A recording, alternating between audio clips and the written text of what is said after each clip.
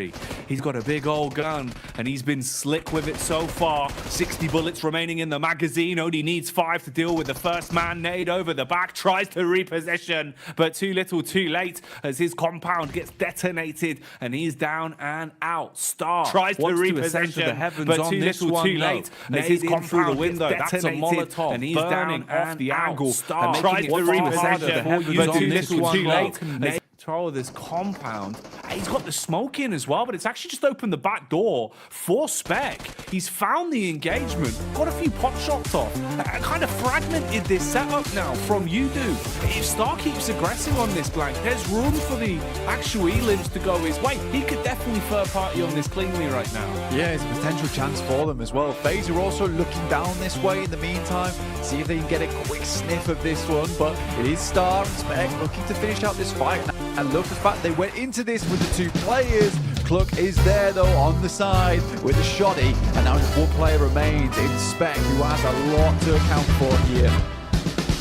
No matter if you're up or down, team up with friends. No matter if you're they're starting to look down the hill, and finally they will spot the head. Will lay him. Team up with friends. He's losing an awful lot of our teams now as we're whittling our way through them quite quickly down towards stage 6. Not too many left, fun, and a smaller circle to contain everyone. So more fights in a more frequent manner going to start developing.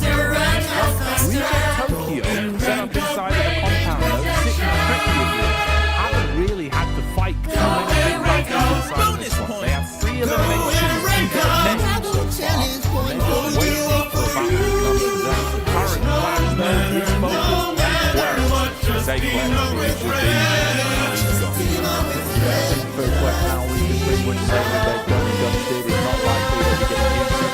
Last chance. So I think that was our last bit of due to that team. I think they've done very well to get here, but that's probably good night to them at this point in time. Liquid Galaxy trying to get further into this match have had a bit of a struggle day over the last 5 matches, but this one looks a little bit better with 4 players still left alive. You know, 4 eliminations as well. This is a good start at least something. This is probably one of the most even and scary lobbies to finish a game off. We've got 3 teams, 4 teams. 我一个给剧组送道具的朋友送我个石墩子，泡沫做的，因为那上边有个明星的签名，道具做的特别逼真。回家的路上碰见俩人吵架，我好心劝架，有个人特别横，然后他回头一看我。女人过了20岁就不要穿得像个孩子了。那每一个总会在梦中清醒，诉说一点爱上过的往事。身体不好，看似马上在转过身体。 One where I wanted to see more of their players get a big chunky win off the back of it. Shows us just what it's about to get. Is this an easy test at all? We've brought out the hard papers for this one. Is this on? Oh, great. Hi, everyone. Welcome to my secret lair. Everything is getting put together right now. Perfect. This here is testing stage that ensures your safety during your ride. No easy ones, no freebies this late in the survival stage. It only gets harder. Now There's it goes. more pressure on you. It is powerful and we'll see how well our teams can deal with that as well, because that's the human element of it. Only have to be careful here. Such a big tournament, most prestigious of the year with PUBGC. You really start to feel the reverberations in every play you make. A single mistake is the difference between your legacy and PUBG Mobile. Join us now. So what have they got for us? Hedging further forward. Lufa on the flank towards the backside, closing in on FaZe. You get the Alliance POV here. They push up towards the center camp, looking for control of the shed, trying to gain some high ground to play with. Ooh, nades right on target. The Molotov burning brightly. They're trapped behind the rock. Flax is already down. Quick peek from the second. Ventores should be able to close his way through them. Wants to get vicious. An assault here, looking to punish. Parajin, meanwhile, sees the rotation from NBE and detonates their wheels, so they're not getting anywhere quickly. Yeah, for NBE, this is a really important game for themselves, alongside with Enigma Galaxy, who lose Ralph off the bat there as Udo Alliance are dealing both with FaZe and Enigma Galaxy at the same time, but they are dwindling now. Forces really losing at an alarming rate. Flax comes over the top side with the DBS, finds at least one, but he just has to spray the DBS, doesn't have enough time to pull out his M4 there. It will be Enigma Galaxy staying alive there with the 3 players, but 9 eliminations for Udo Alliance. They'll be pretty pleased with that one, but going down in 6th place will not give them that many placement points, and that's the difficulty at this stage of the game with so many teams still remaining in. In the meantime, Reject are pushing in so quickly over towards this position, swiftly taking control. They haven't lost any players as of yet, and Lufa's on the top floor will drop back down again towards the garage side as they slowly pick apart the guys from FaZe. Reject. They want to gain control of this compound.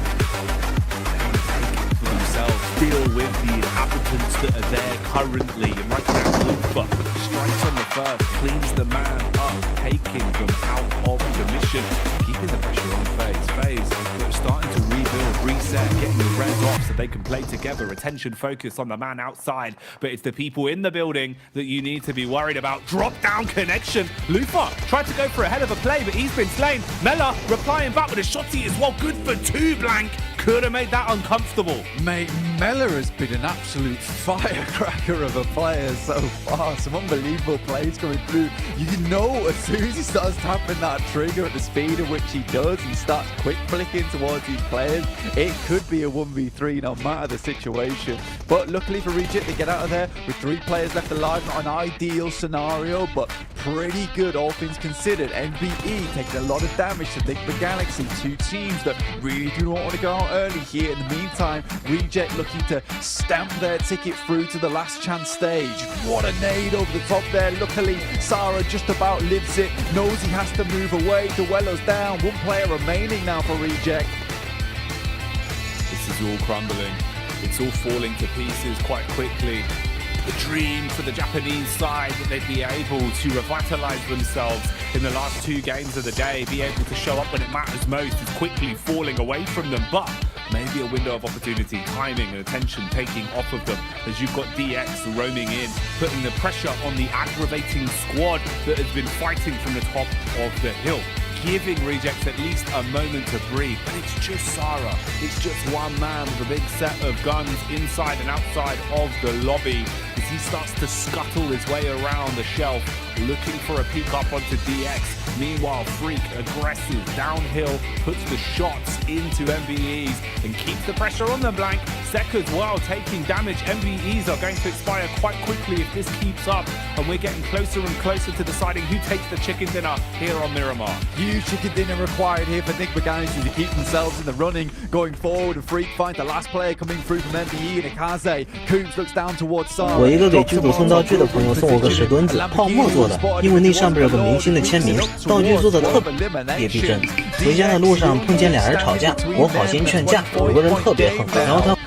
Only 1 nade, 1 Molotov, a whole bunch of utility on the side of DXA, and it will be a miracle run now for Enigma Galaxy to finish this one out with the chicken dinner in tow. Now don't forget DX's nades. They are so damn good, and this is why. They've got so many of them to use. Their comms for the timing on double nades is normally pretty picture perfect, and right now they are blowing Lord to pieces with it. You've got a nice knockoff onto Freak, looking to aggress the close on the damage done to Lord already. The shotgun's pulled out. Coops, he goes down for keeps, as that one's going to be DX snatching away the chicken dinner and securing themselves the opening win here on Miramar. I mean, DXavia has been a team that we've not talked about too often, but they have just been really good today.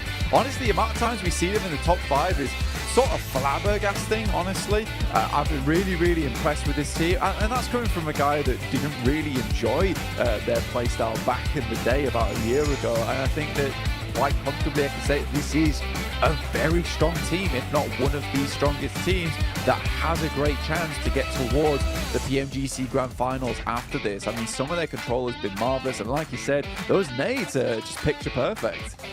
Man, one of the things that always seems to ring true with DX is exactly that, just how well they use their utility blank. They're never really caught off guard in a position where, they're low ammunition. It always feels like they're so stocked on rounds, so stocked on utility that they need, and they use it smartly. It's not a matter of, we get to the final circle, all of a sudden they Ladies and gentlemen, welcome back. You're currently tuning in to the official broadcast of the PUBG Mobile Global Championship 2022, and we're currently tuning in to day number 2, or should I say, the last day of the Last Chance qualifiers, featuring 16 teams and only 5 will move forward to the main event, which will happen early next year. And of course, joining me right here is none other than Mafioso from Team A7. You guys know this, they're currently in 2nd place, so you guys had an amazing performance yesterday. One winner and chicken dinner. And of course, you guys stopped a little bit in game number 2, but so far overall number 2, right? So are you confident that you'll be playing well today, and how is the team looking right now? Então, ele previsou a equipa para jogo muito bem feito ontem, que estão no top 2 e com uma vitória de Chicken Dinner. O que vocês vão fazer hoje? Estão confiantes que vão ficar na mesma posição? A gente está muito confiante hoje, porque a gente vem trabalhando muito para trazer um bom resultado aqui nessa Last Chance. Então, hoje a gente vai fazer o mesmo jogo de ontem e acredito que hoje vai ter mais vitória do que o jogo de ontem. So yeah, they're very confident for the game today because they've been playing hard for the last chance, and they will try to do the same game as yesterday, but with more wins for today. Wow, they have more wins for today. That is definitely something that we look forward to. And of course, of all the 3 maps that we'll be playing for today itself, which one is your team most confident and comfortable with, and what problems do you face on the other 2 maps? Or are you just really good at all the maps, would you say? Então, tipo dos 3 mapas, qual é o melhor mapa para o vosso time e qual é o problema que vocês enfrentam nos 2 mapas? Ou se vocês vão de bem em todos os mapas? Acredito que o nosso melhor mapa é Arangel e os nossos 2 piores são São Roque e Miramar. São Roque devido ao nosso spot, que é no centro do mapa e muitos times caem ao redor, pode travar a gente, e Miramar devido à nossa rotação atrasada, que os spots são bem no norte do mapa. So for them, Arangel is the best map for them, but Sandhawk, and they have a problem because they land in the middle, and then all the other teams are around them, so it's very hard to fight all of them. And for the last map, they all go for the north, so sometimes they lose some time during the translation, so they will lose time to get to the center. Great, amazing analytics on what they feel as a team right here. And of course, how are your teams plan to stay in position 5? Of course, we know that the top 5 will move forward to the main event of the MGC. So are you guys going to be playing more aggressive? Are you guys going to play safe? Tell us, what is your plan for today? Então, qual é o plano para o jogo de hoje? Vão jogar mais agressivo para continuar no top 10 ou vão fazer jogo mais retardado?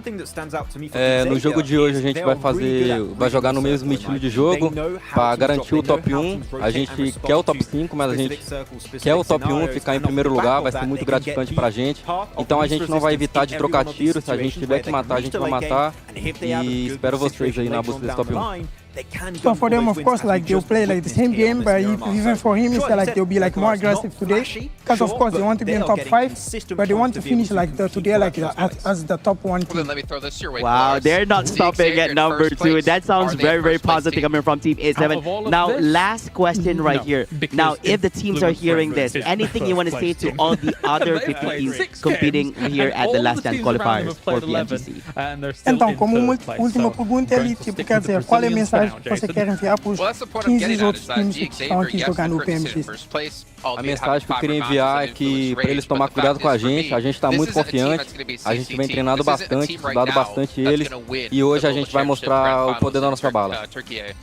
So the message for all the teams is for them to be careful, because they'll be spreading all the different 15 teams here, and for them to be very careful, because if they see them, they'll be shooting at them.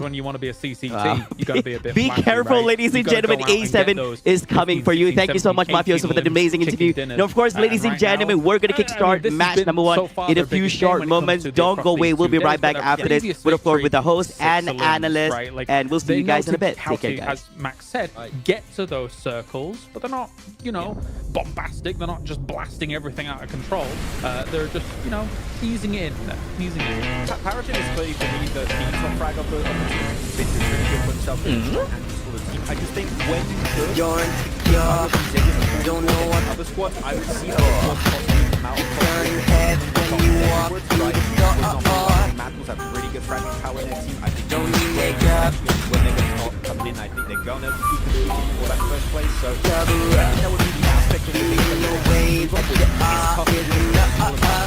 comes to macro and the overall.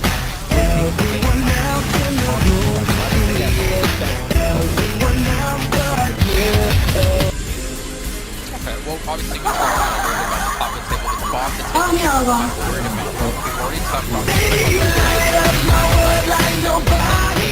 But Melise, they're in 19th place with 11 matches done. If Melise want to have any sort of chance of it is the final day of action here. Explosive final match here, PUBG Mobile Global Championship 2022 last chance stage. At the end of our next 6 matches, 5 wins, 5 rest. We qualified through. It's the biggest event of the year, kicking off in January. A lot of money on the line, a lot of pride on the line, and of course, the title of being the #1 team in the world. I'm your host, Jason Kaplan, and we have the cutie boys next to me of Max and Sin. Break everything down on what happened yesterday. It was a pretty exciting day. Number 1, that's you, Max, man. How's it going? I'm feeling fantastic, Jason. I'm feeling amazing. And you know, the day yesterday, I was unexpected. Yesterday because the team's not at the top. I did not expect to be at the top. Like all the favorites, a lot of the favorites are still in the middle, someone even at the bottom. So who knows who's going to be the top 5? I am. It really is. It really is going to be up in the air, especially with the. I don't know. I guess there's a lot of pressure on the last teams currently representing their regions going into the tournament as well. So looking towards Enigma Galaxy, the last Arabian, the Titan as well, the last African representative, Double Kia, the last Korean representative, South Korean representative. So a lot of pressure on these teams and only 6 chances. They have 6 chances, and that's pretty much happening. What happened yesterday, the positions they set themselves in. But you know what? You at home, and they need your support. The fan vote is going to be ending today in just a few hours of time. So vote for your favorite teams. I believe S2G was still #1 last time I checked. So we might have a change happening over the course of today. Maybe DRS Max can get on the board. I put my vote in. I'm not gonna lie, I put it in. To my home team eventually, right? But oh, now they're your home team when they're doing all right. Hey! I always hope, okay, but my expectations were a little bit all over the place, okay? But I am Team Novel. Well, you know where my fan vote went, Maxman? To Sony Experience. Sony Experience won the Experience Stream. And in collaboration with professional esports players, and you can play PUBG Mobile in 90 Hz with Experience Stream's total cooling system and multiple ports for intensive gaming and streaming. That's where my vote goes. Sandstorm, where did your vote go? If maybe there was a little bit my vote went for Maxman because he's an amazing analyst and he's dressed very nice with the other 2 teams. I'm here to counteract some of Jason. Playing Sean, can we get one of them in here for Sandstorm? Also, a big shout out here to Kuala Lumpur Bangstar Hotel, where our world is your playground, while the players are getting to stay at and getting to chill and relax at. By chill and relax, I mean none of that, because they're sitting there intensely reviewing all the VODs from yesterday and trying to prepare for what's on the line today. One way they could do that. Killer playing platform, to be honest with you, down towards the south side for in-game free PUBG Mobile items, premium content, of course the other benefits of Prime Gaming as well. But as we move forward here, Max, I'm a little bit worried for some of these teams, to be perfectly honest. I'm going to say this quite a lot. But for me is the fact they don't have any of the Maserati skins just yet, which is going to be available till the 31st of December here, which you can get while playing in-game. I don't know. I mean, that's pretty sweet card. Looks pretty damn good. And you know what? If anything, it's almost guaranteed to make the top 5 here. I was told officially that if you do have the Maserati skin in-game, you'll get official extra style points, okay, added to the mix. So I want to see if they're going to get some extra style points. Quite a heavy hit early on. And as we know, style points is the tiebreaker between teams after chicken dinners, placement points, eliminations, how big your roster is, who's the tallest team, who can eat the most pierogies, stuff like that. But you guys at home should be following us over on social media, all the official PUBG Mobile esports channels. But here we go. These are the teams that have been participating. If you missed out on yesterday, well, you missed out honestly on a crazy day of action with a lot of unexpected twists and turns. Okay, but here I see a couple of teams. I mean, this is maybe the highest we'll see some of the teams, like LGD, for instance, the second place here. Not looking too hot. spot when it comes to the overall leaderboards. It's super interesting, really. I think that Sandstorm has already said earlier, I think that this first day came very unexpectedly for a lot of the teams that are currently at the top. Like, we'll look at the leaderboards later on, but DRS have been able to absolutely dominate in yesterday's matches, and are just looking hyper-aggressive, and it's been paying off so well. And Navarro, he's just a team on his own. He just keeps on surviving. He really does, yeah. I mean, look, in the first game yesterday, he managed to get 6th with 3 eliminations for his team, and again, he managed to repeat the performance in Game 4, managing to secure 3rd with 13 eliminations. He had, I think, 4 or 5 for himself in that one game, so consistently we're seeing him being the last person alive for his team, and the fact that he's securing 10 points, I'm pretty sure that there's more that he's going to be able to get today, but very good performance and a very good start for them on day 1. Well, we have to clarify as well, those are points they've gotten as the only player remaining for their team. So pretty much Navarro got a fifth of their points in total by himself alone, which is obviously insane by itself. But as we look forward into our top 4 smoke users, kind of makes sense. I mean, Maxman, we've seen like walls of smokes, we've seen them utilized in so many different ways. Yesterday in particular, I feel like we could even see the map at some points because of the amount of smokes we had down. But I see 96 is ridiculous. I think that what ICF have done really well throughout all of this tournament so far is that they're really good at using smokes to wall off fights. Like, for example, if the team's on 2 of their sides, they're going to just smoke off one of their sides, make sure that one team cannot spray them down anymore, and then they're just going to put 100% focus on the team that's on the other side where the smoke's not going to hide their vision. And I think that's what they did extremely well on this first game, where they were pushing, I think it was on Bacon time, and also negating visibility from Alpha 7 on the side. It just enabled them to make it a 2nd place, but then the DBS, off squash happens, and I don't know what you're supposed to do against that, but not much. Well, I mean, it's obvious, right, Sandstorm? The only way to beat a DBS is to use a DBS. Honestly, I think now... If you can't beat him, join him, and that's what the server has been doing so far. After seeing so many fights being decided by that DBS, like we've seen yesterday in the first game, Inko versus LGD, just outside a match, and LGD didn't know what hit him at that point, and I think just every single team started to pick it up bit by bit. And I love seeing those close quarter fights with the DBS. You think you have an Uzi? You think you're gonna win? No, just get one pump and that's it. You're done. You're dead. So let's see if we're gonna be seeing the same impact from that again on today's games, or our team's gonna be bringing something special. Isn't it now the DBS? Okay, this was a weird one. I would love to know what was the shot call of that player. Like, let's just send us a 3-cart in a compound with no smokes and just get sprayed down by Mao Mao from LGD. That was.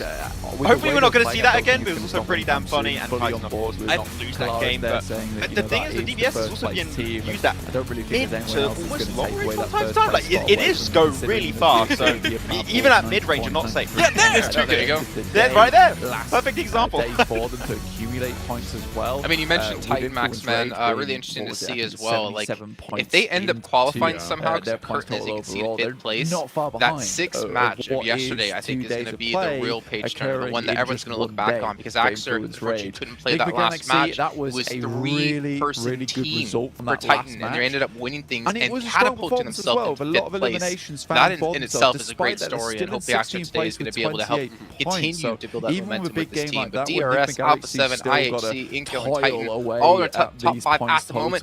But Maxman, Bigatron, 6th place. It's possible. It's still there. The hope is that, like, literally, if BTR qualify, I'm going to lose it. I will be so hyped to see them in the Grand Finals land event in Jakarta. It doesn't get any better than that. It will be the best BMGC and the best BMGC Grand Finals, Jason. I think for Sandstorm, Maxman did say off air yesterday when we were done with the show that if BTR qualify for Jakarta, he is shaving his eyebrows. Okay. Oh, wow. You know what? Now I really want to qualify and go like straight up into 1st place. Looking right now at DRS and Inko, these two teams, DRS and Inko have been absolutely sensational. DRS for sure. Yesterday, by the way, was the best performance that we have seen from DRS in the PMGC. 81 total points, 32 eliminations. Not once have they been eliminated in the bottom parts of the leaderboard. Every single time they've been in the top 7, with 4 of those games in the top 4. They're doing exceptionally well, and not what I expected compared to the performance that we've seen before. So definitely going to be on the lookout for them in these games. Yeah, and I think, Max, like, if we look at DRS, I mean, obviously we've seen them around for multiple years in a row. I didn't really have them this high on my radar or this high on my rankings when I look at the rest of the teams they're competing against. But I am pleasantly surprised, but I do worry going into today, can they replicate that performance? Yes, they built up a 30-point lead between first and fifth place, but I'm not sure if they can do this back-to-back 2 days in a row. I would have to agree. If you're looking back at the GRS, I think that GRS like in the middle of the pack. I didn't expect them to qualify in top 5. GRS 2.0. Playing hyper passive, but the moment that they flip that switch, they just go in super aggressive mode, start clearing zone after zone after zone and taking as much space as so as they possibly can. It is a team that can now convert. Alright guys, here's the most insane view bang full damage build, so pretty much all you gotta do is dinner, followed up with a fourth place, third place, load up their they got the second place. They just keep getting these top 5 finishes, and when you have such a short tournament to play, that might just be enough to remain in that top 5. With this full damage build, it looks insane. Obviously you need to get a lot of arm, and you need to have a pretty decent game, like this score. Max, I'm glad I heard your team talk about it. I didn't even know you had him as a team to watch, so we know exactly why you're going with them. Game Lord, but it also kind of guessing because you're French. More variance in terms of getting and then Bigatron because you don't want to lose your eyebrows. Hope in hell getting also, I don't have to speak for the segment. I don't think so. Sandstorm, why? And I think this year has been a year for them of just trying to several reasons. Besiktas, they managed to get themselves a chicken dinner yesterday, but 4 of their 6 games were in the bottom 4. So that chicken dinner did give you a chance to keep fighting and stay alive in this tournament. But other than that, it's going to be very difficult for them for the rest of the games. HVVP,